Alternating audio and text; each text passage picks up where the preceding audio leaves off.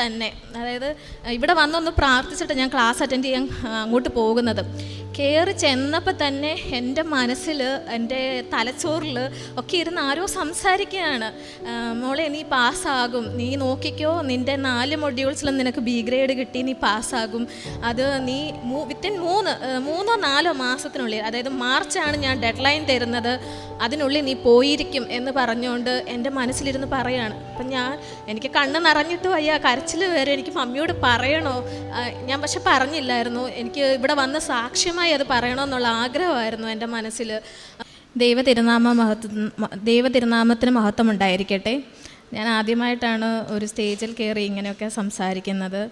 സ്റ്റേജിൽ കയറുന്നത് തന്നെ സാക്ഷ്യം പറയുന്നത്. ഞാനൊരു ഓർത്തഡോക്സ് സഭ അംഗമാണ്, എന്നിട്ട് പോലും ഞാൻ ആദ്യമായിട്ടാണ് ഇങ്ങനെ സാക്ഷ്യം പറയാനൊക്കെ വരുന്നത്.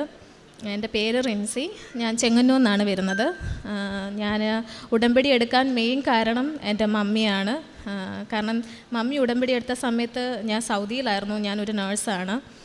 അപ്പം എൻ്റെ അനിയൻ്റെ ആവശ്യത്തിന് വേണ്ടിയായിരുന്നു മമ്മി ഉടമ്പടി എടുത്തത്. അതിൽ വലിയ അത്ഭുതമാണ് ഈശോയും മാതാവും നടത്തി തന്നത്. അപ്പം ഞാൻ ഉടമ്പടി എടുക്കാൻ മെയിൻ കാരണം എൻ്റെ OETയുടെ എക്സാമിന് വേണ്ടിയായിരുന്നു. അപ്പം ഞാൻ സൗദിയിൽ വെച്ച് തന്നെ ഞാൻ കംപ്ലീറ്റ്ലി റിസൈൻ ചെയ്തിട്ട് ഫൈനൽ എക്സിറ്റ് അടിച്ചായിരുന്നു ഞാൻ പോയത്. അപ്പം OET പാസ്സാവുമെന്നോ ഞാൻ പോകുമെന്നോ എനിക്ക് ഒരു ഉറപ്പും ഉണ്ടായിരുന്നില്ല. പക്ഷേ എനിക്ക് ദൈവത്തിൽ ഭയങ്കര വിശ്വാസമായിരുന്നു. ചെറുപ്പം തൊട്ടേ ഞാൻ പള്ളിയിൽ പോകും, ദൈവത്തിൽ വിശ്വസിക്കുന്ന ഒരാളാണ്. അപ്പം ഞാൻ ഇവിടെ വന്നു. മമ്മി എൻ്റെ അടുത്ത് വന്നപ്പോഴേ പറഞ്ഞു, മോനെ ഉടമ്പടി പോയി എടുക്ക്, എന്നിട്ട് കുഞ്ഞ് എഴുതിയാൽ മതി, അപ്പം ദൈവം വലിയൊരു അത്ഭുതം നിൻ്റെ ജീവിതത്തിൽ തരുമെന്ന് പറഞ്ഞിരുന്നു. പക്ഷേ ഞാനപ്പം ഈ ഒരു എക്സാം പാസ്സാവണമെങ്കിൽ എൻ്റെ യുക്തിയാണ് ആദ്യം പോയത്. ആദ്യം നന്നായി പ്രിപ്പയർ ചെയ്യുക. കാരണം ഞാൻ സൗദിയിൽ പോകുന്നതിന് മുമ്പ് ഒന്ന് OET അറ്റൻഡ് ചെയ്തിട്ടായിരുന്നു പോയത്. അപ്പോൾ എൻ്റെ 4 മൊഡ്യൂൾസിൽ 1 മൊഡ്യൂളായ റീഡിങ്ങിന് എനിക്ക് പോയായിരുന്നു, എനിക്ക് C ആയിരുന്നു കിട്ടിയത്, ബാക്കി എല്ലാ മൊഡ്യൂൾസിലും B ആയിരുന്നു. അപ്പം ആ സമയത്ത് ഞാൻ അധികം വേണ്ടത്ര പ്രിപ്പയർ ചെയ്തിട്ടുണ്ടായിരുന്നില്ല OETക്ക്. അപ്പം പിന്നെ ഞാൻ വിചാരിച്ചു, ശരി, ചിലപ്പം ദൈവം എനിക്കത് തരാഞ്ഞത്, ഞാൻ വേണ്ടത്ര എഫേർട്ട് അതിലെടുത്തിട്ടുണ്ടായിരുന്നില്ല, അതുകൊണ്ടായിരിക്കും ദൈവം എനിക്കത് തരാഞ്ഞെന്നായിരുന്നു എൻ്റെ ഒരു തോട്ട്. അപ്പം മമ്മി ഇതുപോലെ പറഞ്ഞപ്പോഴും ഞാൻ കാര്യമായിട്ട് എടുത്തില്ല. പക്ഷെ ഞാൻ ഇവിടെ വന്ന് ഈശോയോടും മാതാവിനോടും ഒക്കെ നന്നായി പ്രാർത്ഥിച്ചിട്ടാണ് ഞാൻ എൻ്റെ എക്സാമിന് പോകുന്നത്. അപ്പം ഞാൻ OET അജ്നോറയിലാണ് ഞാൻ കോഴ്സ് അറ്റൻഡ് ചെയ്ത് 3 മാസത്തെ കോഴ്സ് അറ്റൻഡ് ചെയ്ത് പഠിക്കാൻ പോയത്. അവിടെ ചെന്ന് ഞാൻ എല്ലാ ദിവസവും പഠിക്കുന്നതിന് മുമ്പ് ഞാൻ നന്നായി ബൈബിൾ വായിക്കും, പ്രാർത്ഥിക്കും, എല്ലാ കാര്യങ്ങളും ചെയ്തിട്ടാണ് ഞാൻ പഠിക്കാൻ ഇരിക്കുന്നത് തന്നെ. നന്നായിട്ട് എഫേർട്ട് എടുക്കാൻ തുടങ്ങി. അതായത് രാവിലെ ഇരിക്കും, വൈകുന്നേരമൊക്കെ, ഉച്ചയ്ക്ക് ഒരു ആഹാരം, അല്ലെങ്കിൽ രാവിലത്തെ ഒരു ബ്രേക്ക്ഫാസ്റ്റ്, ഉച്ചയ്ക്കത്തെ ലഞ്ച്, ആ ഒരു ഇടവേളയല്ലാതെ ബാക്കി എല്ലാ സമയവും ഞാൻ ഇതിനു വേണ്ടി നല്ല രീതിയിൽ എഫേർട്ട് എടുത്ത് ഞാൻ പഠിക്കുകയാണ്. എൻ്റെ ജീവിതത്തിൽ ഞാനിങ്ങനെ പഠിച്ചിട്ടില്ല. ഇത്രയും നാൾ ഇവിടെ വരെ എത്തുന്നിടം വരെയും ഞാൻ അങ്ങനെ പഠിച്ചിട്ടില്ല. OETയിൽ എൻ്റെ കംപ്ലീറ്റ് എഫേർട്ട് ഞാൻ ഇടുകയാണ്, എന്നിട്ട് ഞാൻ പഠിക്കുകയാണ്. അപ്പം മമ്മി എനിക്ക് വേണ്ടി പ്രാർത്ഥിക്കുന്നുണ്ട്. അപ്പോൾ എനിക്ക് റീഡിങ് എനിക്ക് ഭയങ്കര ബുദ്ധിമുട്ടായിരുന്നു. കാരണം ഞാനങ്ങനെ ടെക്സ്റ്റ് വായിക്കുകയോ പത്രം വായിക്കുകയോ അങ്ങനെയുള്ള ഒരു ശീലം എനിക്കില്ല. അങ്ങനെയുള്ളവർക്കറിയാം അത് ഭയങ്കര ബുദ്ധിമുട്ടായിരിക്കും ആ ഒരു മൊഡ്യൂൾ പാസ്സായി എടുക്കുക എന്നുള്ളത്. കാരണം അത് ടൈം ഫ്രെയിം വെച്ചിട്ടുള്ള ഒരു എക്സാമാണ്. 15 മിനിറ്റ്സ് കൊണ്ട് നമ്മൾ 20 ക്വസ്റ്റ്യൻസ് ഒക്കെ കവറപ്പ് ചെയ്യാന്ന് പറഞ്ഞാൽ ഇച്ചിരി ബുദ്ധിമുട്ടുള്ള കാര്യമാണ് എന്നെപ്പോലുള്ളവർക്ക്.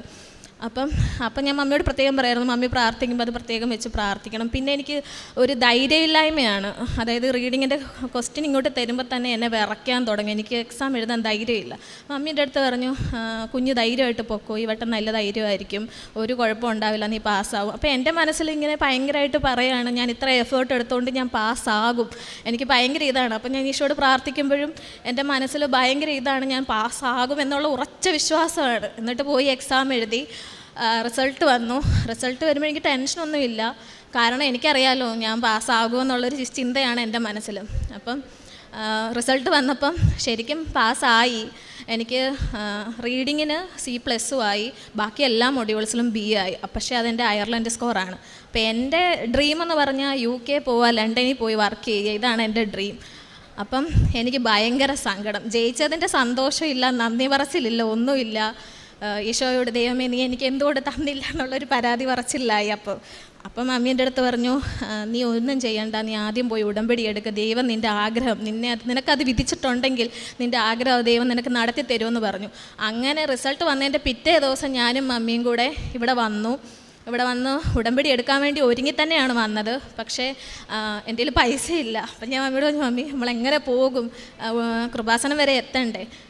അപ്പം മമ്മി പറഞ്ഞു ദൈവം അതൊക്കെ നടത്തി തരുമെന്ന് പറഞ്ഞു. അങ്ങനെ സമയമായപ്പോൾ എല്ലാം റെഡിയായി. ഞങ്ങളിവിടെ വന്നു. ഇവിടെ വന്ന് ക്ലാസ് അറ്റൻഡ് ചെയ്യാൻ ഞാൻ കയറിയപ്പോൾ തന്നെ, അതായത് ഇവിടെ വന്നൊന്ന് പ്രാർത്ഥിച്ചിട്ട് ഞാൻ ക്ലാസ് അറ്റൻഡ് ചെയ്യാൻ അങ്ങോട്ട് പോകുന്നത്. കയറി ചെന്നപ്പോൾ തന്നെ എൻ്റെ മനസ്സിൽ, എൻ്റെ തലച്ചോറിൽ ഒക്കെ ഇരുന്ന് ആരോ സംസാരിക്കുകയാണ്, മോളെ നീ പാസ്സാകും, നീ നോക്കിക്കോ, നിൻ്റെ 4 മൊഡ്യൂൾസിലും നിനക്ക് ബി ഗ്രേഡ് കിട്ടി, നീ പാസ്സാകും, അത് നീ വിത്തിൻ 3-4 മാസത്തിനുള്ളിൽ, അതായത് മാർച്ചാണ് ഞാൻ ഡെഡ് ലൈൻ തരുന്നത്, അതിനുള്ളിൽ നീ പോയിരിക്കും എന്ന് പറഞ്ഞുകൊണ്ട് എൻ്റെ മനസ്സിലിരുന്ന് പറയുകയാണ്. അപ്പം എനിക്ക് കണ്ണ് നിറഞ്ഞിട്ട് വയ്യ, കരച്ചിൽ വരെ. എനിക്ക് മമ്മിയോട് പറയണോ, ഞാൻ പക്ഷെ പറഞ്ഞില്ലായിരുന്നു. എനിക്ക് ഇവിടെ വന്ന് സാക്ഷ്യമായി അത് പറയണമെന്നുള്ള ആഗ്രഹമായിരുന്നു എൻ്റെ മനസ്സിൽ. അപ്പം എനിക്കതറിയാം, എൻ്റെ ഈശോയും എൻ്റെ മാതാവുമാണ് എന്നോട് സംസാരിച്ചത്, മകളെ നിൻ്റെ കാര്യങ്ങളെല്ലാം ഒരു മുടക്കവും കൂടെ അത് നടന്നിരിക്കും എന്നുള്ളത് എൻ്റെ അടുത്ത് ഉടമ്പടി എടുക്കുന്നതിന് മുന്നേ എന്നോട് പറയുകയാണ്.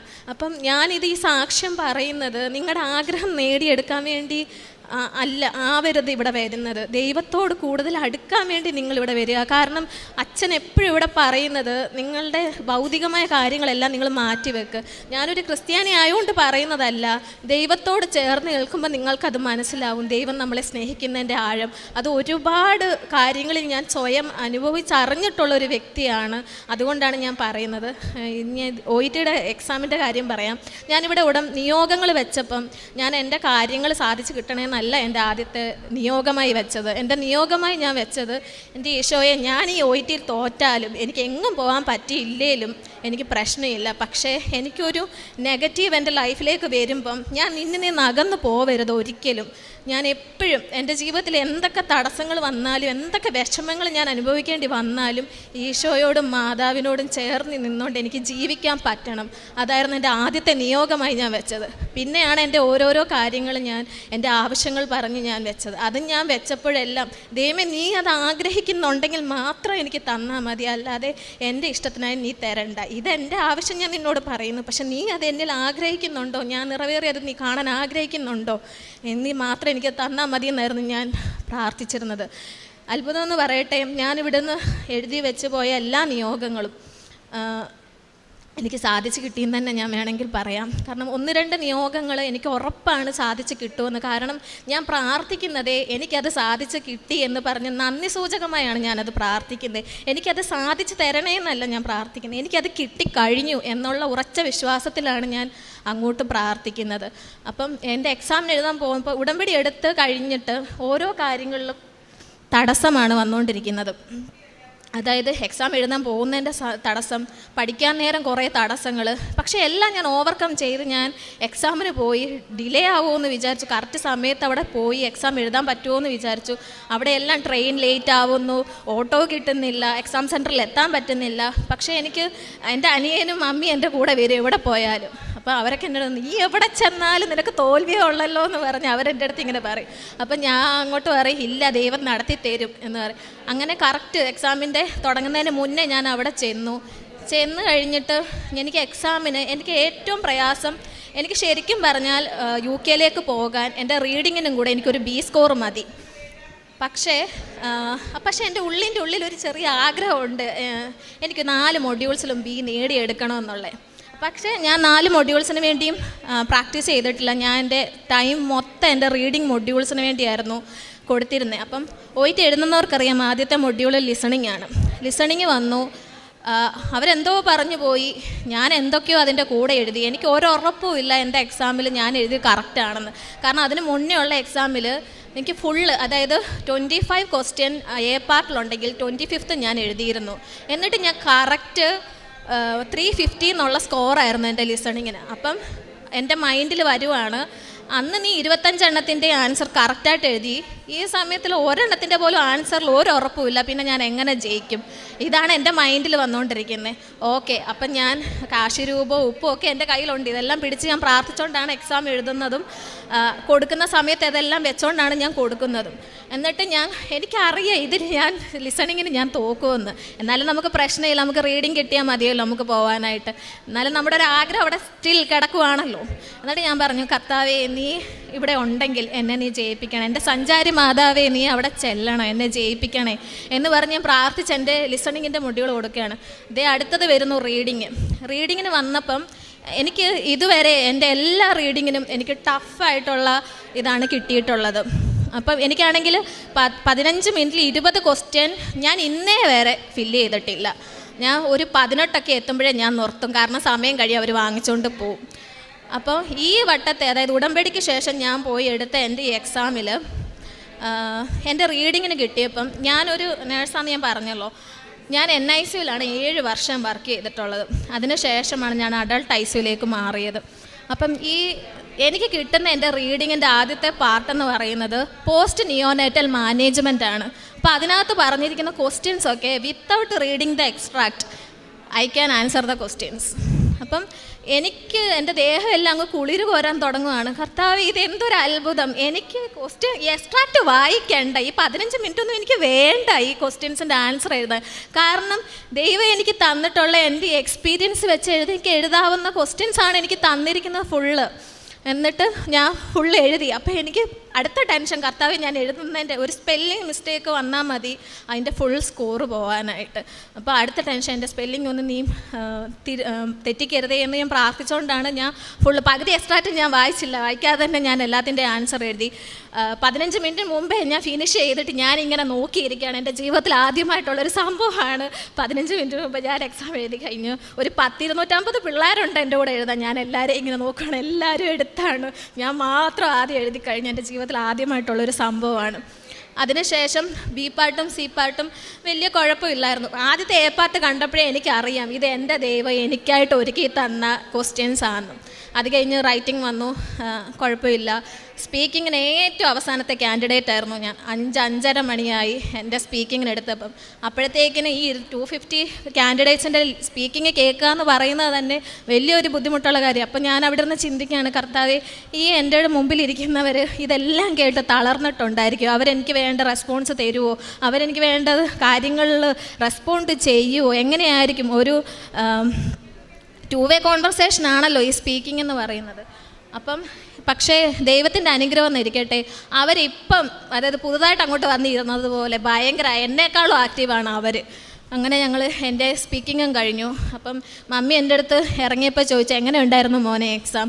അപ്പം ഞാൻ ലിസണിങ്ങിൻ്റെ ഇത് വെച്ച് ഞാൻ പറഞ്ഞു, മമ്മി നല്ല പാടായിരുന്നു. അപ്പം എൻ്റെ അനിയൻ വീണ്ടും പൊട്ടി, അടുത്ത 35,000 പോകാറായി.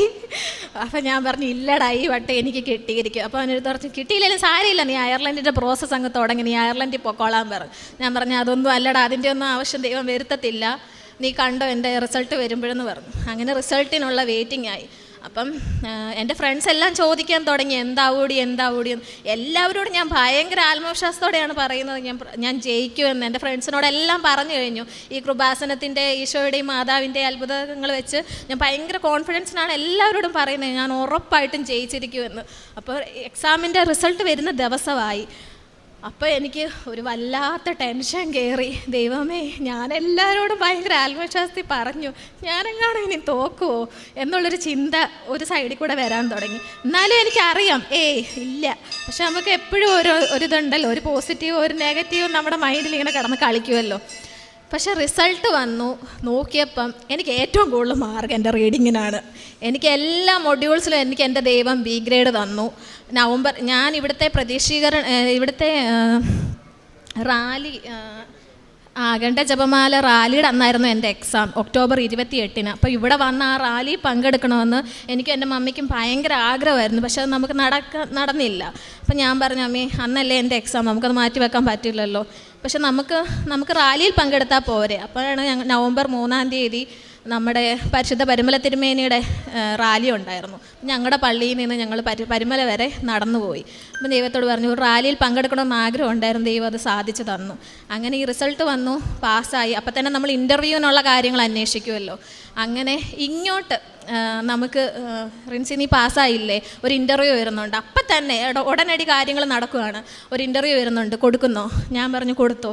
അപ്പം തന്നെ അവർ വിളിക്കുന്നു, ഇൻ്റർവ്യൂ നടത്തുന്നു. ഇൻ്റർവ്യൂവിന് മുമ്പായിട്ട് ഞാൻ ഉപ്പും മാതാവിൻ്റെ ഫോട്ടോയൊക്കെ വെച്ചിട്ടാണ് ഉപ്പിട്ട് പ്രാർത്ഥിക്കുന്നു, കാശുരൂപം വെച്ച് പ്രാർത്ഥിച്ചിട്ടൊക്കെയാണ് ഇൻ്റർവ്യൂവിന് അറ്റൻഡ് ചെയ്യാനിരിക്കുന്നത്. ഇൻ്റർവ്യൂവിന് അവരാണെങ്കിൽ ഒരു ലിസ്റ്റൊക്കെ ഞങ്ങൾക്ക് അയച്ചു തരും, ക്വസ്റ്റ്യൻസ് ഇന്നതൊക്കെ ആയിരിക്കും ചോദിക്കുന്നത്, അപ്പം ബി പ്രിപ്പയർ എന്നും പറഞ്ഞുകൊണ്ട് അവർ നമ്മളോട് ഇങ്ങോട്ട് ആദ്യമേ പറയും. അപ്പം നമ്മളെന്നാ ഇതൊക്കെ വായിച്ചിരിക്കുകയാണ്. അപ്പോഴെൻ്റെ അടുത്ത് ഇങ്ങനെ ഉള്ളിൽ നിന്ന് ആരോ പറയുന്നത്, നീ ഇതൊന്നും പ്രതീക്ഷിക്കേണ്ട, നീ വേറെ ഇരുന്ന് പഠിച്ചോ, കാരണം ഇതിൽ നിന്നൊന്നും വരാൻ പോകുന്നില്ല. അതെനിക്ക് ഉറപ്പാണ്. എന്നോട് പറഞ്ഞു തരുന്നത് ആരാ? എൻ്റെ ഈശോയും മാതാവുമാണ് എന്നോട് പറയുന്നത്. അപ്പം ഞാൻ അവർ തരുന്ന എല്ലാ ലിസ്റ്റും വായിച്ചൊന്ന് നോക്കി, ഇങ്ങാണ് അതിൽ നിന്ന് ചോദിച്ചാൽ നമ്മൾ പറയാൻ ഏബിൾ ആയിരിക്കണമല്ലോ.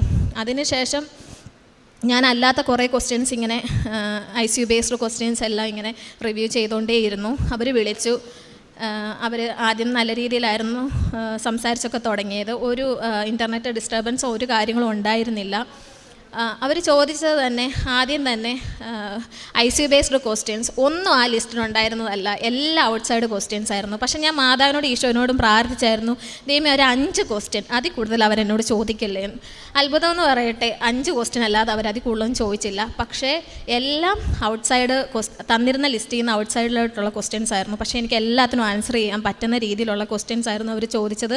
ഞാൻ എല്ലാത്തിനും ആൻസർ ചെയ്യും, കാരണം ഞാൻ നോക്കി വെച്ചിരുന്ന കുറേ കാര്യങ്ങളായിരുന്നു എനിക്ക് ദൈവം എനിക്ക് ക്വസ്റ്റ്യനായിട്ട് തന്നിരുന്നത്. അതിനുശേഷം അടുത്ത കടമ്പയാണ് ഇൻ്റർവ്യൂ കഴിഞ്ഞു. ഓക്കെ, അടുത്ത കടമ്പയാണ് നമ്മൾ CBT പാസ്സാവുക എന്നുള്ളത്. അപ്പം ഞാൻ CBTക്ക് കോഴ്സിനൊക്കെ ചേർന്നു. അപ്പം കുറേ അവരിങ്ങനെ PDF അയച്ചു തരും, ഇന്ന ക്വസ്റ്റ്യങ്ങളായിരിക്കും വരുന്നതെന്ന്. അങ്ങനെ ഒരു 2000-ഓളം ക്വസ്റ്റ്യൻസ് ഞാൻ ഇങ്ങനെ വായിച്ച് നോക്കുന്നു. ഓക്കെ, നമ്മൾ റെഡിയാണ് എക്സാം എഴുതാൻ.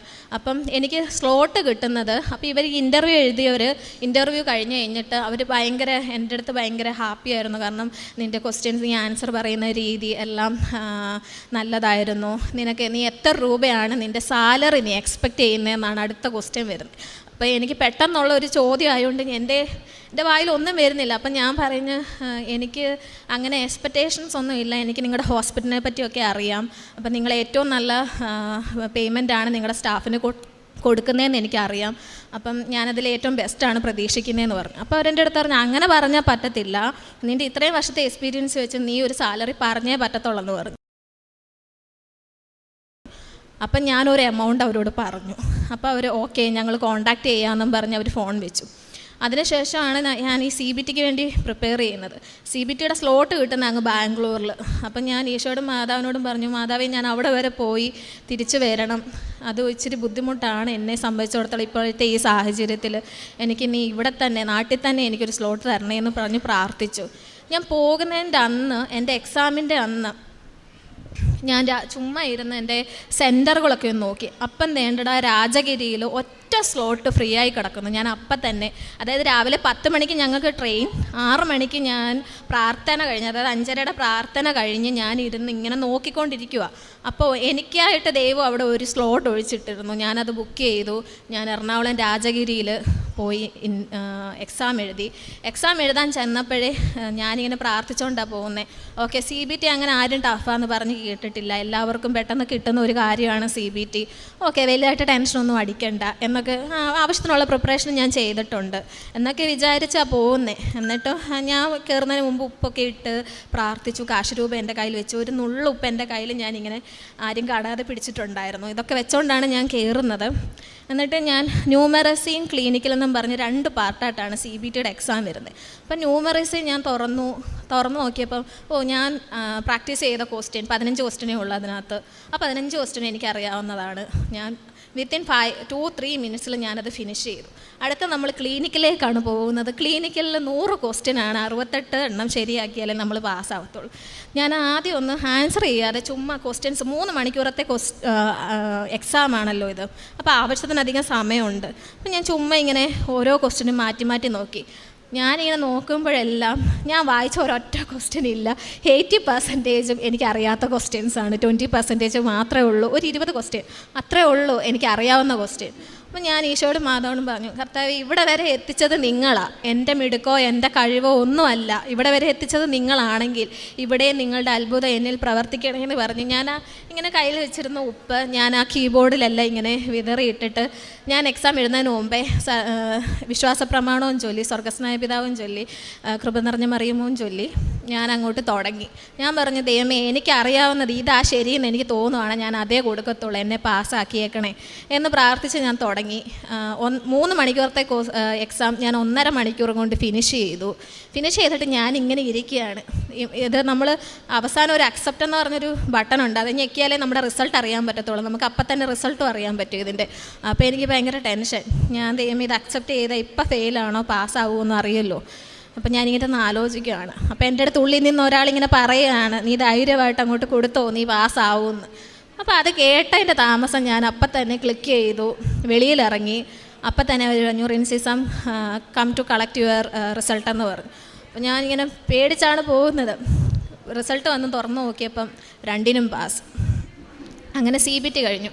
അടുത്താണ് എൻ്റെ ഓഫർ ലെറ്റർ വരുന്നില്ല, ഇൻ്റർവ്യൂ ഒക്കെ പെട്ടെന്ന് കിട്ടി, ഓഫർ ലെറ്റർ വരുന്നില്ല, സാലറിയും പറഞ്ഞു പോയല്ലോ.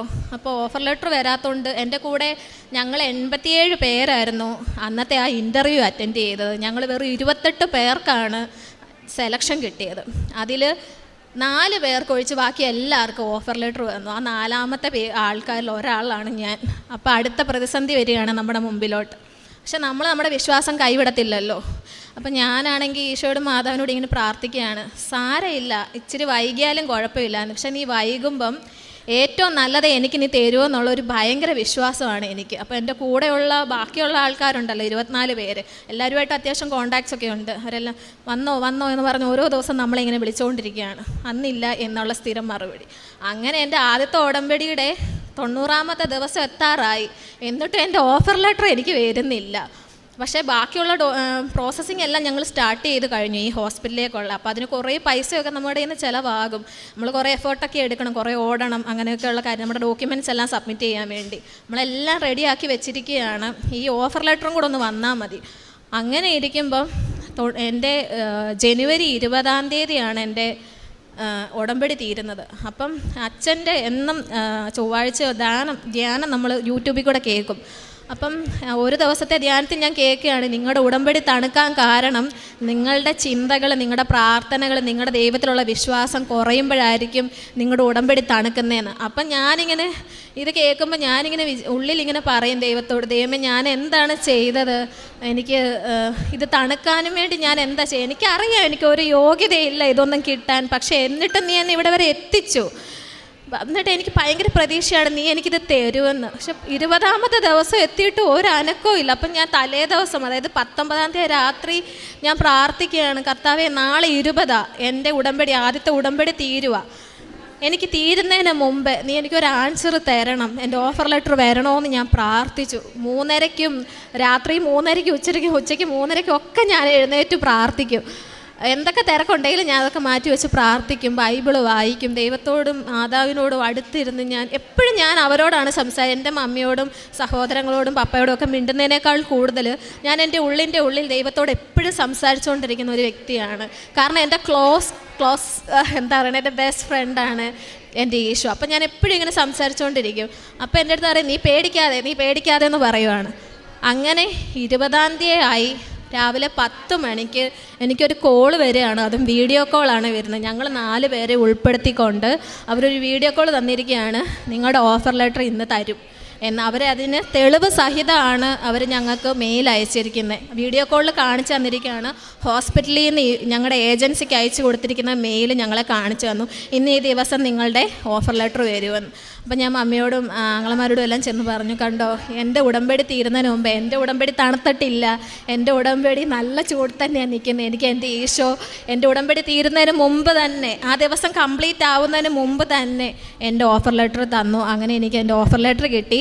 ഞാൻ ചോദിച്ചതിലും ഒരു 10,000 രൂപ കൂടുതലാണ് എനിക്ക് എൻ്റെ ഈശോയും മാതാവും സാലറിയായി തന്നത്. കാരണം ഞാൻ ഒട്ടും പ്രതീക്ഷിച്ചില്ല എനിക്ക് അത്രയും സാലറി കിട്ടുമെന്ന്, ഞാൻ ഒരിക്കലും പ്രതീക്ഷിച്ചില്ല. ഞാൻ എൻ്റെ ഒരു ഇത് അബദ്ധത്തിൽ വന്നു പോയതാണ്. പക്ഷേ ഓഫർ ലെറ്റർ വന്ന് സാലറി പാക്കേജ് നോക്കിയപ്പം 10,000 രൂപ അതേ ഞാൻ ചോദിച്ചതിനേക്കാളും കൂടുതൽ. അപ്പം എനിക്ക് ഈ കാണുന്നവരോടും ഇത് കേൾക്കുന്നവരോടും അല്ലെങ്കിൽ ഈശോയെ മാതാവിനെയൊക്കെ അറിയാനിരിക്കുന്നവരോടൊക്കെ പറയാനുള്ളത്, നിങ്ങൾ ദൈവത്തിൽ വിശ്വസിക്കുക. കാരണം എനിക്കിപ്പം ഒരു 32 ഇയറായി. എന്നെപ്പോലുള്ള ഒരുപാട് പേര് ഈ സമൂഹത്തിലുണ്ട്. നമ്മളെ ഡിസ്ട്രാക്റ്റ് ചെയ്യുന്ന ഒരുപാട് കാര്യങ്ങൾ ഈ സമൂഹത്തിലുണ്ട്, ഒരുപാട് കാര്യങ്ങളുണ്ട്. അതിലേക്കൊന്നും ഇതൊക്കെ ഈ ഡിസ്ട്രാക്ഷൻസൊക്കെ നമുക്ക് ടെമ്പററി ആയിട്ടുള്ളൊരു ഹാപ്പിനെസ് തന്നിരിക്കും. കാരണം ഞാനും അങ്ങനത്തെ ഒരാളായിരുന്നു. ടെമ്പററി ഹാപ്പിനെസ്സിൻ്റെ പുറകെ പോവുക. അങ്ങനെ ഞാൻ ദൈവത്തിൽ നന്നായി വിശ്വസിക്കുന്ന ഒരാളായിരുന്നിട്ട് കൂടിയും ഞാൻ അങ്ങനെയൊക്കെ എൻ്റെ ജീവിതത്തിൽ ഉണ്ടായിട്ടുണ്ട്. പക്ഷേ അതെല്ലാം വളരെ വളരെ ടെമ്പററിയാണ്. ആരും നമ്മുടെ കൂടെ ഈ നിൽക്കുന്ന മമ്മി പോലും ചിലപ്പോൾ നാളെ എൻ്റെ ജീവിതത്തിൽ ഉണ്ടായിരിക്കത്തില്ല. എനിക്ക് എല്ലാവരും ഉണ്ട്. പപ്പയുണ്ട്, മമ്മിയുണ്ട്, സഹോദരങ്ങളുണ്ട്, കുടുംബക്കാരുണ്ട്, ഫ്രണ്ട്സുണ്ട്. ഈശോ എനിക്ക് ഒരുപാട് ഫ്രണ്ട്സിനെ തന്നിട്ടുണ്ട്. എന്ത് വേണേലും ത്യജിച്ച് എൻ്റെ കൂടെ നിൽക്കുന്ന അത്രയ്ക്കും നല്ല ഫ്രണ്ട്സിനെ എനിക്ക് ദൈവം തന്നിട്ടുണ്ട്. പക്ഷേ ഇവരിലൊന്നുപോലും അല്ല എൻ്റെ ആശ്രയം. എൻ്റെ ആശ്രയം ഫുൾ എൻ്റെ ഈശോയിലാണ്, എൻ്റെ മാതാവിലാണ്. അപ്പം ഞാൻ ഇനി ദൈവത്തെ അറിയാനിരിക്കുന്നവരോട് ഞാൻ തുറന്ന് പറയുകയാണ്, നിങ്ങളെല്ലാത്തിനേക്കാൾ ഉപരിയായി നിങ്ങൾ നിങ്ങളുടെ ദൈവത്തെ സ്നേഹിക്കുക. നിങ്ങളുടെ ജീവിതത്തിൽ അത്ഭുതങ്ങൾ കൊണ്ട് ദൈവം നിറയ്ക്കും. ഒരു യോഗ്യതയില്ലാത്ത എന്നെ ഇവിടെ കൊണ്ട് നിർത്തി ദൈവം ഒരു സാക്ഷ്യം പറയിപ്പിക്കുന്നുണ്ടെങ്കിൽ എന്നെക്കാൾ യോഗ്യത ഉള്ളവരായിരിക്കുമല്ലോ ഇവിടെ ഇരിക്കുന്നതും അല്ലെങ്കിൽ എന്നെ കണ്ടുകൊണ്ടിരിക്കുന്നവരും ഒക്കെ. അപ്പം നിങ്ങളുടെ ജീവിതത്തിലും എന്തായാലും ഒരു അത്ഭുതം നിറഞ്ഞിരിക്കും. അതുപോലെ തന്നെ എനിക്ക് ലണ്ടനിൽ കിട്ടണമെന്നായിരുന്നു എൻ്റെ ആഗ്രഹം ഫുള്ള്. ഓഫർ ലെറ്റർ വന്നപ്പം കറക്റ്റ് ലണ്ടനിൽ തന്നെയായിരുന്നു എൻ്റെ ഹോസ്പിറ്റലിൽ എനിക്ക് അവർ തന്നിരുന്നതിൽ ഏറ്റവും നല്ല ഹോസ്പിറ്റലിലാണ് എനിക്ക് ജോലിയും കിട്ടിയത്. അതുപോലെ തന്നെ എൻ്റെ പപ്പ ദൈവവിശ്വാസിയൊക്കെയാണ്. പക്ഷേ ഇങ്ങനെ കൃപാസനത്തിൽ വരുന്നതും ഇവിടെ വന്ന് പ്രാർത്ഥിക്കുന്നതൊന്നും പുള്ളിക്ക് തീരെ താല്പര്യമില്ല. പ്രത്യേകിച്ച് ഞാനും മമ്മിയും ധ്യാനം കയറുന്നത്, ഞങ്ങൾ രാവിലെയും വൈകിട്ടും ഇരുന്ന് ഈ തിരി കത്തിച്ച് വെച്ച് പ്രാർത്ഥിക്കുന്ന പരിപാടി എല്ലാത്തിനും പുള്ളിക്ക് അങ്ങ് എതിർപ്പാണ്. ഇതിൻ്റെ ഒന്നും ആവശ്യമില്ല, നിങ്ങൾ ദൈവത്തെ മനസ്സറിഞ്ഞങ്ങ് വിളിച്ചാൽ മതി, ഇതിൻ്റെ ഒന്നും ആവശ്യമില്ല. കുറേ പേരെന്നോട് ഇങ്ങനത്തെ ഈ ഡയലോഗ് പറഞ്ഞിട്ടുണ്ട്. ഇവിടെ വരികയും ഉടമ്പടി എടുക്കുകയൊന്നും വേണ്ട. ഉടമ്പടി എടുക്കുന്ന എന്തോ വേറെ എന്തോ കാര്യമാണെന്നാണ് എല്ലാവരുടെയും ചിന്ത. അല്ല, ദൈവത്തിനോട് നമ്മൾ കുറച്ചും കൂടെ അടുക്കുന്നു, അത്രയേ ഉള്ളൂ ഈ ഉടമ്പടി എന്ന് വെച്ച് കഴിഞ്ഞാൽ. അപ്പം പപ്പ ഇങ്ങനെ പറയുമ്പം ഞങ്ങൾ ആദ്യമൊക്കെ ഇങ്ങനെ എതിർത്ത് പറയായിരുന്നു. പപ്പായ്ക്ക് അതിൻ്റെ മാഹാത്മ്യം മനസ്സിലാവാത്ത, അനുഭവം വരുമ്പോഴേ അത് മനസ്സിലാവത്തുള്ളൂ. ഓരോന്നൊക്കെ ഇങ്ങനെ എതിർത്ത് പറയും. പിന്നെ ഞങ്ങളത് പറയാണ്ടായി. ഞങ്ങൾ പ്രതികരിക്കാണ്ടായപ്പം പപ്പായും പിന്നെ ഞങ്ങളോട് ഇങ്ങനെ സംസാരമൊന്നുമില്ല. പക്ഷേ ഞങ്ങൾ ഒരിക്കലും ഇത് നിർത്താൻ, എൻ്റെ മരണം വരെയും എനിക്ക് ദൈവം ആരോഗ്യം തരുന്ന സമയം വരെയും ഞാൻ ഈ ഉടമ്പടിയിലായിരിക്കും, എൻ്റെ മമ്മി ഉടമ്പടിയിലായിരിക്കും. ഞങ്ങളത് വിട്ട് കളയില്ല. കാരണം ഞങ്ങളുടെ ജീവിതത്തിൽ, എൻ്റെ ജീവിതത്തിൽ മാത്രമല്ല, എൻ്റെ മമ്മിയുടെ ജീവിതത്തിൽ, എൻ്റെ അനിയൻ്റെ ജീവിതത്തിൽ, എൻ്റെ കാര്യത്തിൽ, എൻ്റെ കൂട്ടുകാരുടെ കാര്യത്തിൽ, അങ്ങനെ ഒരുപാട് പേരുടെ ജീവിതത്തിൽ അത്ഭുതങ്ങൾ നടന്നിട്ടുണ്ട്. അത്ഭുതങ്ങൾ നടന്നുകൊണ്ട് മാത്രമല്ല, ദൈവസ്നേഹം ശരിക്കും അറിയാൻ പറ്റിയതിൻ്റെ ഒരു ഉത്തമമായ ബോധ്യത്തിൽ നിന്നാണ് ഞാൻ സംസാരിക്കുന്നത്. നിങ്ങളെല്ലാവരും ദൈവത്തോട് അടുക്കണം. ബാക്കി എല്ലാ കാര്യങ്ങളും മാറ്റിവെച്ച് അടുക്കുക. എൻ്റെ പപ്പയുടെ കാര്യം പറയാൻ വന്നത്, പപ്പായ്ക്ക് അങ്ങനെ അസുഖങ്ങളൊന്നും വരുന്ന ഒരാളല്ല. ഞാൻ എൻ്റെ ഒരു അറിവിൽ എൻ്റെ പപ്പ അസുഖം പിടിച്ച് കിടക്കുന്നത് ഞാനങ്ങനെ കണ്ടിട്ടേ ഇല്ല. അപ്പോൾ ഈ ഉടമ്പടിയിലായിരിക്കുമ്പോൾ തന്നെ എൻ്റെ എക്സാമിൻ്റെ സമയത്താണ് കിടക്കുന്ന പപ്പായ്ക്ക് ഒരു സ്ട്രോക്ക്. അപ്പോൾ പപ്പായുടെ ഞാനും അനിയനും കൂടെ എന്തോ സാധനം വാങ്ങിക്കാൻ വെളിയിൽ പോയിട്ട് തിരിച്ചു വരുമ്പോഴാണ് മമ്മി ഇതുപോലെ പറയുന്നു, പപ്പ എന്തൊക്കെയോ അസ്വസ്ഥത കാണിക്കുന്നു, വേഗം വരാമെന്നും പറഞ്ഞ് ഞങ്ങളെ വിളിക്കുന്നത്. ഞാൻ ചെന്ന് നോക്കിയപ്പം എനിക്ക് സിംറ്റംസൊക്കെ കണ്ടപ്പോൾ തന്നെ തോന്നി ഇതൊരു സ്ട്രോക്കിൻ്റെ ഇതായിരിക്കുമല്ലോ എന്ന്. അപ്പം ഞാൻ പക്ഷേ പപ്പയോട് പറഞ്ഞില്ല, പക്ഷേ മമ്മിയോട് ഞാൻ പറഞ്ഞു, മമ്മി ഇതായിരിക്കും കേട്ടോ എന്ന് പറഞ്ഞു. അപ്പം തന്നെ മമ്മിക്ക് ഒന്നും കൂടെ ടെൻഷനായിട്ട് മമ്മി ഓടിപ്പോയി ഉടമ്പടി തൈലവും കാശുരൂപവും ഒക്കെ എടുത്തുകൊണ്ട് വന്നു. എന്നിട്ട് മമ്മി തേച്ചു തലയിലും പപ്പയുടെ റൈറ്റ് കൈക്കായിരുന്നു വീക്ക്നെസ് ഫുള്ള്. എന്നിട്ട് ഇവിടെ എല്ലാം പേര് തൊടുന്ന ഒന്നും അറിയാൻ പറ്റുന്നില്ല, സംസാരമൊക്കെ കോടാൻ തുടങ്ങി. അപ്പം ഞാൻ പറഞ്ഞു, അമ്മേ സമയം കളയണ്ട, നമുക്ക് എത്രയും പെട്ടെന്ന് ആശുപത്രിയിലേക്ക് കൊണ്ടുപോകാമെന്ന് പറയും. അപ്പം ഞങ്ങളുടെ പൈസ ഇല്ല, എന്ത് ചെയ്യും? ഞാനെന്നിട്ട് ഈശോയോട് പറഞ്ഞു, ഈശോയെ എൻ്റെ ഈ പൈസ ഇല്ലല്ലോ എൻ്റെ പപ്പായെ ആശുപത്രിയിൽ കൊണ്ടുപോകാനായിട്ട്, എനിക്ക് നീ ഒരു വഴി കാണിച്ചു തരണേ. ഞാൻ പോകുമ്പോഴെല്ലാം ഞാൻ പ്രാർത്ഥിച്ചുകൊണ്ടാണ് പോകുന്നത്. മമ്മി എന്നിട്ട് ഇത് പുരട്ടിക്കൊണ്ടിരിക്കുമ്പോൾ പപ്പയോട് പറയും, നിങ്ങൾ വിശ്വസിക്കുക, എന്നാലേ നിങ്ങൾക്ക് ദൈവം അത്ഭുതം പ്രവർത്തിക്കത്തുള്ളൂ. എന്നിട്ട് ഞാനന്ന് പോകുന്ന വഴിക്കെല്ലാം പ്രാർത്ഥിച്ചുകൊണ്ടാണ് പോകുന്നത്, എൻ്റെ പപ്പായ്ക്ക് ഒരു ആപത്തും വരുത്തരുതേ എന്ന് പ്രാർത്ഥിച്ചുകൊണ്ടാണ് പോകുന്നത്. പോകുന്ന വഴിക്ക് മമ്മിയുടെ ആങ്ങളെ വിളിച്ചിട്ട്, മോളെ നീ ഒന്നുകൊണ്ടും പേടിക്കണ്ട, നേരെ പുഷ്പഗിരിക്ക് വിട്ടോ, നിനക്ക് വേണ്ട പൈസ ഞാൻ അയച്ചു തരാമെന്ന്. അപ്പം ഈശോയും മാതാവ് എനിക്ക് മുന്നേ അവിടെ പ്രവർത്തിച്ച് കഴിഞ്ഞു. ഞാൻ അപേക്ഷിക്കുന്നതിന് മുന്നേ അവരവിടെ പ്രവർത്തിച്ച് കഴിഞ്ഞു. അതുകൊണ്ടല്ലേ ഞാൻ ചോദിക്കുന്നതിന് മുമ്പ് ഇങ്ങോട്ട് കോള് വരുന്നത്, എനിക്ക് ഇങ്ങോട്ട് പൈസ തരാമെന്നും പറഞ്ഞു. അങ്ങനെ പപ്പായെയും കൊണ്ട് പോയി, ഒരു മുടക്കവും കൂടാതെ എല്ലാം നേരെ ചെന്നു. MRI ചെയ്തു. MRI റിപ്പോർട്ട് വന്നപ്പോഴേ ഡോക്ടേഴ്സ് പറഞ്ഞു ഒരു മൈൽഡ് ഇസ്കീമിക് സ്ട്രോക്കാണ്, നമുക്ക് ഇപ്പം മരുന്നിൻ്റെ ഒന്നും ആവശ്യമില്ല. അങ്ങനെ റെയറായിട്ടാണ് ഇങ്ങനെ മരുന്നൊന്നും കൊടുക്കേണ്ട ആവശ്യകത വരാത്തത് എന്ന്. അപ്പം എൻ്റെ മനസ്സിലറിയാമല്ലോ ഈശോയും മാതാവും പപ്പായുടെ ശരീരത്തിൽ പ്രവർത്തിച്ചുകൊണ്ടാണ് പപ്പായ്ക്ക് അത് വലിയൊരു ഇതായി മാറാഞ്ഞെന്ന്. എന്നിട്ട് ഞങ്ങൾ ഒരാഴ്ച അവിടെ കിടന്നു. അപ്പോൾ എൻ്റെ എക്സാമിൻ്റെ സമയമാണ് ഈ ഒരാഴ്ച. എനിക്ക് ഒരാഴ്ചയും കൂടെ ഉള്ളൂ എൻ്റെ എക്സാമിനും. ഞാൻ എന്നിട്ട് എന്ത് ചെയ്തു, പപ്പായുടെ കൂടെ ഇരിക്കണമല്ലോ. ഞാനിരിക്കുന്ന പപ്പായ്ക്ക് ധൈര്യമാണ്. അപ്പം ഞാനിരുന്നിട്ട് പപ്പായുടെ അടുത്തിരുന്ന് OIT പ്രിപ്പറേഷൻസ് എല്ലാം. അപ്പോൾ കൂടെയുള്ള നേഴ്സുമാരെല്ലാം ചോദിക്കും OIT പഠിക്കുവാണല്ലേ എന്നൊക്കെ ചോദിക്കുമായിരുന്നു. എന്നിട്ട് ഞാൻ ആ കട്ടിലിരുന്ന് എൻ്റെ സമയം ഞാൻ പാഴാക്കുന്നില്ല. ഞാൻ നന്നായിട്ട് എഫേർട്ട് എടുക്കുന്നതിൻ്റെ കൂടെ നന്നായിട്ട് ദൈവത്തെയും മുറുക്കെ പിടിച്ചു. ഞാൻ ഉടമ്പടിയിലായിരുന്നു. ഞാൻ ഒരുപാട് കാര്യങ്ങൾ, അത് കഴിഞ്ഞിട്ട് എൻ്റെ വിസ, അപ്പോൾ എൻ്റെ ഓഫർ ലെറ്റർ വരാൻ ലേറ്റ് ആയല്ലോ. പക്ഷേ അപ്പോഴത്തേക്കിനും ഞാൻ എൻ്റെ വിസയ്ക്ക് വേണ്ട ഡോക്യുമെൻറ്റ്സ് എല്ലാം ഞാൻ കളക്ട് ചെയ്തിരുന്നു. അതിനൊന്നും എനിക്ക് ദൈവം ഒരു തടസ്സവും വരുത്തിയില്ല. ചോദിക്കുമ്പോൾ എല്ലാ ഹോസ്പിറ്റലും, ഞാൻ വർക്ക് ചെയ്ത എല്ലാ ഹോസ്പിറ്റലിൽ നിന്നും പേപ്പറുകൾ എനിക്ക് കിട്ടി, കോളേജിൽ നിന്ന് പേപ്പറുകൾ കിട്ടി. ഞാൻ എല്ലാ കാര്യങ്ങളും റെഡിയാക്കി വെച്ചിരിക്കുകയാണ്. എന്നിട്ട് ഞാൻ ഈശോയോടും മാതാവോടും പറഞ്ഞു, ഓഫർ ലെറ്റർ വരാൻ എന്നെ ഇത്രയായിട്ട് വിഷമിപ്പിച്ചില്ലേ, ഇനി എൻ്റെ കാര്യങ്ങളിലൊന്നും തടസ്സം വരുത്തല്ലേ എന്ന്. ഞാൻ ഡോക്യുമെൻറ്റ്സ് കൊച്ചി VFS ഗ്ലോബലിൽ കൊണ്ട് സബ്മിറ്റ് ചെയ്തു. 3-ാമത്തെ ദിവസം എനിക്ക് എൻ്റെ വിസ എൻ്റെ കയ്യിൽ കിട്ടി. അങ്ങനെ എത്ര പേർക്ക് കിട്ടിയിട്ടുണ്ടായിരിക്കുമെന്ന് എനിക്കറിയില്ല. എൻ്റെ കൂടെ ഉണ്ടായിരുന്നവർക്കെല്ലാം മിനിമം ഒരാഴ്ചയെങ്കിലും എടുത്തവരാണ്. പക്ഷേ എനിക്ക് എൻ്റെ 3-ാമത്തെ ദിവസം എൻ്റെ വിസ കയ്യിൽ കിട്ടി. അത് കഴിഞ്ഞ് അതായിരുന്നു എൻ്റെ അവസാന സാക്ഷ്യം. പിന്നെ അതെ, ഞാനൊരു ദിവസം ഇങ്ങനെ പ്രാർത്ഥിച്ചുകൊണ്ടിരിക്കുകയാണ്. ഇങ്ങനെ ഡിലേ ആയിക്കൊണ്ടിരിക്കുമ്പോഴെല്ലാം ഞാനിങ്ങനെ പ്രാർത്ഥിച്ചു, മാതാവേ, ഞാനിവിടെ വന്ന് ഉടമ്പടി എടുത്തപ്പം ഈശോയും മാതാവും അല്ലേ എൻ്റെ അടുത്ത് പറഞ്ഞേ ഞാൻ മാർച്ച് മാസം പോകുമെന്ന്. എന്നിട്ട് വിസ വന്നതല്ലാതെ ടിക്കറ്റ് വരുന്നില്ലല്ലോ. അപ്പം ഞാൻ ഇങ്ങനെ പ്രാർത്ഥിച്ചിട്ട്, അതായത് സന്ധ്യാപ്രാർത്ഥന കഴിഞ്ഞ് കുടുംബ പ്രാർത്ഥനയും ഈ സായാഹ്ന പ്രാർത്ഥനയും എല്ലാം കഴിഞ്ഞ് കഴിഞ്ഞിട്ട് ഞാനിങ്ങനെ മാതാവിൻ്റെ ഫോട്ടോയിലോട്ട് നോക്കിയപ്പം എനിക്ക് അവിടെ ഒരു 11 എന്നുള്ള നമ്പർ കാണിക്കുവാണ്. അപ്പം ഞാനിങ്ങനെ മനസ്സിൽ വിചാരിച്ച്, ഈ 11 ഞാൻ പോകുന്ന ഡേറ്റ് ആയിരിക്കും എന്ന് ഞാൻ എൻ്റെ മനസ്സിൽ തന്നെ ഇങ്ങനെ വെച്ചു. അത് കഴിഞ്ഞിട്ട് ഈ കഴിഞ്ഞ കുറച്ച് നാളുകൾക്ക് മുന്നാണ് ഞാൻ മമ്മിയോടും ആങ്ങളോടും പറയുന്നത്, അമ്മേ, ഞാൻ മിക്കവാറും പോകുന്ന ഒരു 11-ാം തീയതി ആയിരിക്കും എന്ന് പറയുന്നത്. അത്ഭുതം എന്ന് പറയട്ടെ, ഇതേ ടിക്കറ്റ് വന്നു. ഞാൻ ഈ മാർച്ച് 11-ാം തീയതിയാണ് എൻ്റെ ടിക്കറ്റ്. മാർച്ച് 11 വെളുപ്പിന് 4:30-ക്കാണ് ഞാൻ ഇവിടുന്ന് കയറുന്നത് ലണ്ടനിലേക്ക്. അപ്പം ഒരു യോഗ്യതയില്ലാത്ത എന്നെ എൻ്റെ ആവശ്യങ്ങളിലെല്ലാം എനിക്ക് മുമ്പേ എൻ്റെ ദൈവം നടത്തി തന്നു. എൻ്റെ പരീക്ഷയുടെ റിസൾട്ട് വരുന്നതിൻ്റെ അന്ന് എനിക്ക് ഭയങ്കര പേടിയായിരുന്നു. പക്ഷേ ഞാൻ എപ്പോഴും ഇങ്ങനെ എനിക്ക് പേടിയോ ഭയമോ എൻ്റെ ജീവിതത്തിൽ വരുമ്പോൾ, ഒരു പ്രതിസന്ധി വരുമ്പോൾ ഞാൻ ആദ്യം ചെയ്യുന്ന ഒരു കാര്യം എന്ന് പറയുന്നത് ബൈബിൾ എടുക്കുക, തുറക്കുക. ആദ്യത്തെ എന്താണോ എനിക്ക് കിട്ടുന്നത് അത് എന്നോട് ദൈവം പറയുന്ന വചനമായിരിക്കും എന്നാണ് എൻ്റെ വിശ്വാസം. അപ്പം ഞാൻ ഇതുപോലെ റിസൾട്ട് വരുന്നതിന് അന്നിങ്ങനെ പേടിച്ചിരുന്ന് തുറന്നപ്പം എനിക്ക് സങ്കീർത്തനം 34 കിട്ടുന്നത്. സങ്കീർത്തനം എന്നെപ്പോലെ പേടിയും ഭയവും ഒരു പ്രശ്നത്തെ അഭിമുഖീകരിക്കാൻ പേടിയും ഭയമുള്ള എല്ലാവരും സങ്കീർത്തനം 34 വായിച്ചു നോക്കിയാൽ മതി.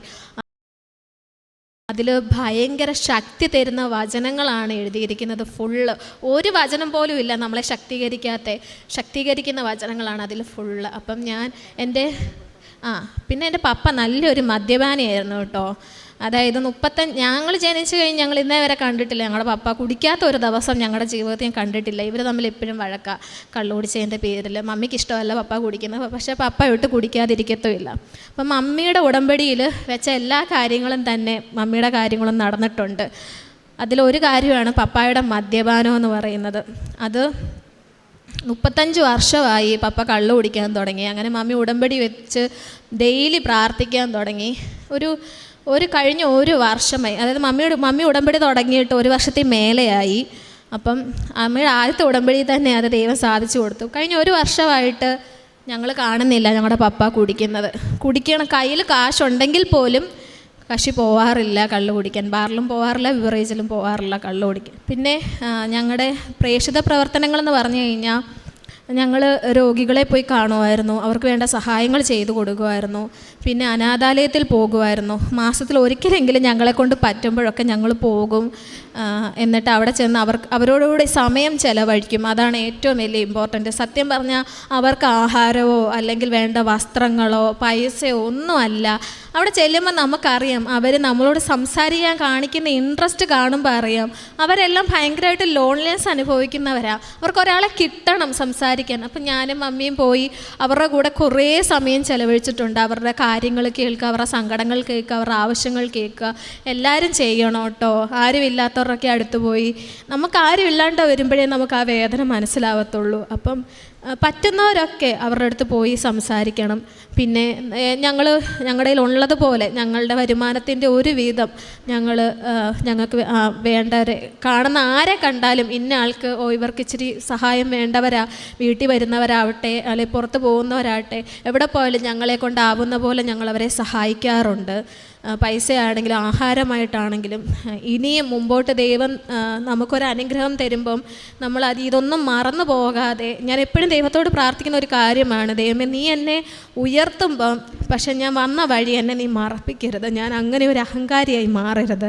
എപ്പോഴും എന്നെക്കൊണ്ട് പറ്റുന്ന പോലെ സഹായം എല്ലാവർക്കും ചെയ്യാൻ, ആവശ്യമുള്ളവരെ എല്ലാവരെയും സഹായിക്കാൻ എന്നെ നീ ഇടയാക്കണേ എന്നാണ് ഞാൻ പ്രാർത്ഥിച്ചിട്ടുള്ളത്. പത്രം എവിടെ പോയാലും ഞങ്ങൾ കൊടുക്കും. അത് ആശുപത്രി ആവട്ടെ, പള്ളി ആവട്ടെ, ബസ് സ്റ്റാൻഡ് ആവട്ടെ, റെയിൽവേ സ്റ്റേഷൻ ആവട്ടെ, പഠിക്കാൻ പോകുന്ന ഇൻസ്റ്റിറ്റ്യൂട്ട് ആവട്ടെ, എവിടെ പോയാലും ഞങ്ങൾ പത്രം കൊടുക്കാറുണ്ട്. ഇനിയും ഉടമ്പടിയിലായിരിക്കുമെന്ന് ഞാനിവിടെ വെച്ച് പ്രതിജ്ഞ എടുക്കുകയാണ് എൻ്റെ ജീവിതാവസാനം വരെ. അപ്പം ഇത്രയാണ് എൻ്റെ സാക്ഷ്യം. അവസാനമായി ഞാൻ നന്ദി പറയുകയാണ്. എൻ്റെ എല്ലാ കാര്യങ്ങളിലും എന്നെ കൂടെ നിർത്തി എന്നെ ഇത്രത്തോളം സ്നേഹിച്ച എൻ്റെ ദൈവത്തിനോടും എൻ്റെ മാതാമച്ചിയോടും ഞാൻ 1000 നന്ദി പറയുകയാണ്.